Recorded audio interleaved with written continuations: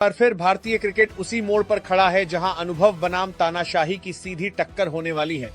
आज हम उसी कहानी की परतें खोलेंगे जो बीसीसीआई की मीटिंग से लेकर ड्रेसिंग रूम के जहर तक फैली हुई है। बीते कुछ हफ्तों से टीम इंडिया के अंदर जो चल रहा है वो क्रिकेट कम और राजनीति ज्यादा लग रही है। जैसे ही बीसीसीआई की मीटिंग में गंभीर की विदाई की बात शुरू हुई, उसी पल से एक नाम फिर से जोर पकड़ने लगा। नहीं एक नहीं, दो नाम, रोहित शर्मा और विराट कोहली, जिन्हें जबरदस्ती टीवी से दूर किया गया, जिन्हें ऐसे साइडलाइन किया गया जैसे उनकी उम्र ही उनकी सबसे बड़ी गलती हो। लेकिन अब वही उम्र, वही अनुभव, वही क्लास टीम इंडिया की सबसे बड़ी जरूरत बन चुका है। और ये कोई फैन की भावना नहीं है, ये सीधी सीधी हकीकत है। क्योंकि जब से रोहित और विराट टीवी सेटअप से बाहर गए हैं, तब से टीम इंडिया ने क्या हासिल किया? न स्थिरता, न डर, न ऑरा। मैदान पर उतरती हुई टीम इंडिया पहले जैसी नहीं लगती। सामने वाली टीम को अब भारत का नाम सुनकर घबराहट नहीं होती, बल्कि उन्हें लगता है हाँ, आज मौका है। सबसे बड़ा तमाशा तब देखने को मिला जब साउथ अफ्रीका के खिलाफ सीरीज के दौरान विराट कोहली और गंभीर के बीच का तनाव खुलकर सामने आ गया। रिपोर्ट साफ कहती हैं कि ड्रेसिंग रूम का माहौल इतना जहरीला हो चुका था कि विराट ने गंभीर की तरफ देखना तक पसंद नहीं किया। हाथ मिलाना तो बहुत दूर की बात थी। सोचिए, जिस खिलाड़ी ने इस देश को तीनों फॉर्मेट में मैच जिताए, जो आज भी फिटनेस और परफॉर्मेंस में आधी टीम से आगे है, उसी को इतना मजबूर कर दिया गया कि वो ड्रेसिंग रूम में खुद अनवांटेड महसूस करे। और ये सब क्यों? क्योंकि गंभीर का एटीट्यूड, क्योंकि गंभीर की तानाशाही, क्योंकि मैं ही सही हूं वाला घमंड। रिपोर्ट्स ये भी कहती हैं कि क्रेडिट के भूखे गंभीर सिर्फ टीबीसी ही नहीं, बल्कि रोहित और कोहली को वनडे से भी रिटायर करवाने का मन बना चुके थे। मतलब साफ है, अनुभव हटाओ, अपनी पसंद के खिलाड़ियों को ठूसो, चाहे टीम डूब जाए। लेकिन किस्मत ने यहां खेल पलट दिया, क्योंकि जब भी मौका मिला, रोहित और कोहली ने परफॉर्मेंस से गंभीर का मुंह बंद किया। रोहित शर्मा, जिसे मोटा कहकर, अनफिट कहकर, आउटडेटेड कहकर कोसने वालों की लाइन लगी रहती है, वही रोहित बड़े मैचों में रन बनाकर दिखा रहा है कि क्लास कभी पुरानी नहीं होती। विराट कोहली, जिसे फॉर्म का बहाना बनाकर साइड किया गया, आज भी दुनिया के किसी भी गेंदबाज के लिए सबसे बड़ा डर है। आंकड़े गवाह है, प्रेशर सिचुएशन गवाह है, और आईसीसी इवेंट्स गवाह है कि रोको से बेहतर मैच विनर आज टीम इंडिया में है ही नहीं। लेकिन फिर भी टीवी में उनकी वापसी क्यों नहीं हुई? क्योंकि गंभीर की मनमानी, क्योंकि गंभीर का ईगो, क्योंकि गंभीर ये मानने को तैयार ही नहीं कि उनसे गलती हो सकती है। रिपोर्ट्स के मुताबिक रोहित शर्मा और गंभीर के बीच ड्रेसिंग रूम में इस बात को लेकर तीखी झड़प तक हो चुकी है। रोहित ने साफ कहा कि टीम चयन और रणनीति खिलाड़ियों की ताकत के हिसाब से होनी चाहिए, न कि कोच की जिद के हिसाब से। और यहीं से बात बिगड़ गई, क्योंकि जो इंसान सवाल सुनना पसंद नहीं करता, वो जवाब देने की काबिलियत भी खो बैठता है। इसी सबको देखते हुए बीसीसीआई का गुस्सा 7वें आसमान पर पहुंच चुका था, और तभी शनिवार रात एक बड़ी मीटिंग बुलाई गई। कोई औपचारिक मीटिंग नहीं, बल्कि सीधा हिसाब किताब। उसी मीटिंग में 3 सबसे बड़े मुद्दे रखे गए: गंभीर की विदाई, नए कोच का प्रस्ताव और रोहित कोहली की टीबीस में वापसी। मीटिंग में गंभीर से सीधे सवाल पूछे गए, अगर तुम्हारे चुने हुए खिलाड़ी परफॉर्म नहीं कर रहे तो उन्हें लगातार क्यों ढोया जा रहा है?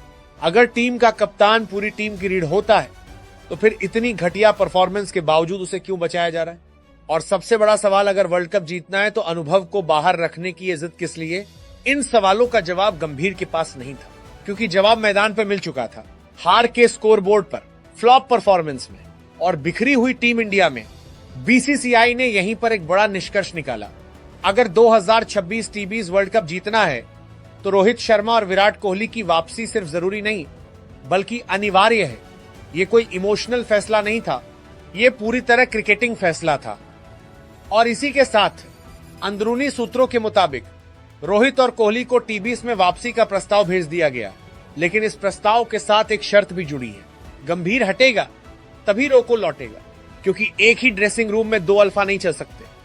और यहां अल्फा कौन है, ये पूरी दुनिया जानती है। जय शाह ने खुद गंभीर को उनकी मनमानी और लगातार गलत फैसलों के लिए कड़ी फटकार लगाई है। साफ शब्दों में कहा गया कि टीम इंडिया किसी एक इंसान की जिद के भरोसे नहीं चलाई जा सकती।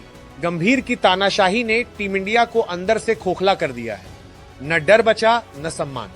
और अब इसका असर साफ दिख रहा है। गिल और सूर्या की विदाई लगभग तय मानी जा रही है, क्योंकि कप्तानी सिर्फ पोस्ट नहीं होती, जिम्मेदारी होती है। और जब जिम्मेदारी नहीं निभाती तो कुर्सी नहीं बचती। अब बात करते हैं उस फैसले की जिसने पूरी मीटिंग का माहौल बदल दिया।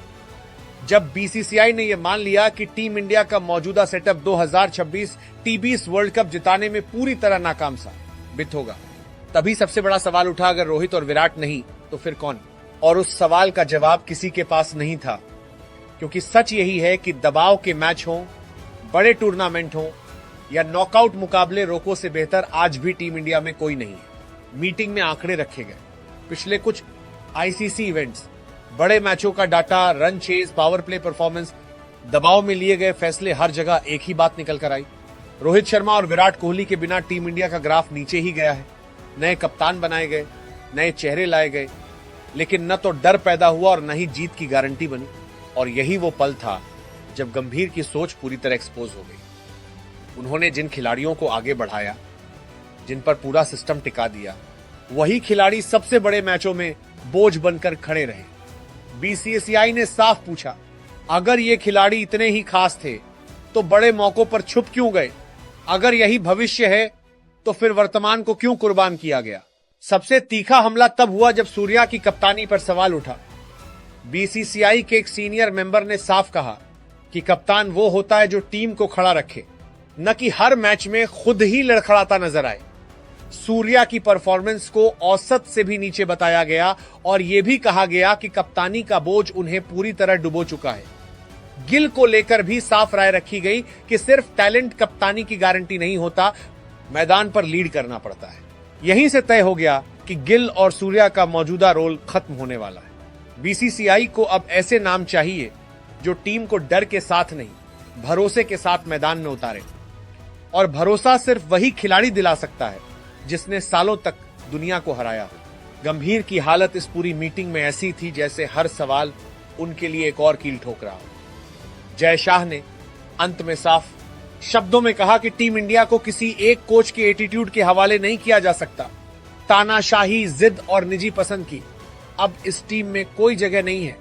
ये शब्द सिर्फ चेतावनी नहीं थे, बल्कि विदाई की स्क्रिप्ट थे। इसी के बाद रोहित और विराट को भेजा गया प्रस्ताव सिर्फ औपचारिकता नहीं था, बल्कि एक मैसेज था टीम इंडिया को फिर से उसके असली मालिकों की जरूरत है।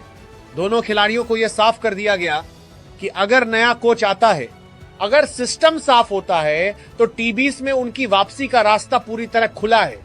और यह भी साफ कहा गया कि टीम उनके इर्द गिर्द नहीं, लेकिन उनके अनुभव के सहारे बनाई जाएगी। रोहित और विराट की तरफ से भी जो संकेत मिले हैं वो यही बताते हैं कि दोनों अब भी भूखे हैं, दोनों अब भी तैयार हैं और दोनों के अंदर वो आग बाकी है जो वर्ल्ड कप जिताने के लिए चाहिए।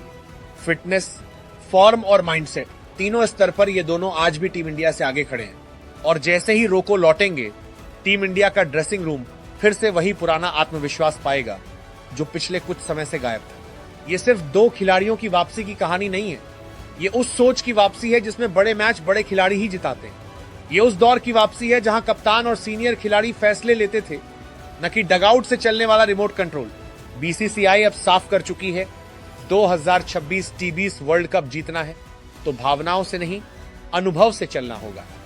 और अनुभव का दूसरा नाम अगर भारतीय क्रिकेट में कोई है तो वो रोहित शर्मा और विराट कोहली है। अब आने वाले दिनों में बहुत कुछ बदलेगा, कोच बदलेगा, कप्तानी बदलेगी, टीम का चेहरा बदलेगा, लेकिन एक बात तय है, अगर गंभीर का दौर खत्म होता है तो रोको का दौर एक बार फिर लौटेगा और तब टीम इंडिया सिर्फ खेलेगी नहीं, दहाड़ेगी। वीडियो पसंद आया तो लाइक और चैनल को सब्सक्राइब करें, क्योंकि आपका सब्सक्राइब ही हमारी ऊर्जा है। जय हिंद, जय भारत।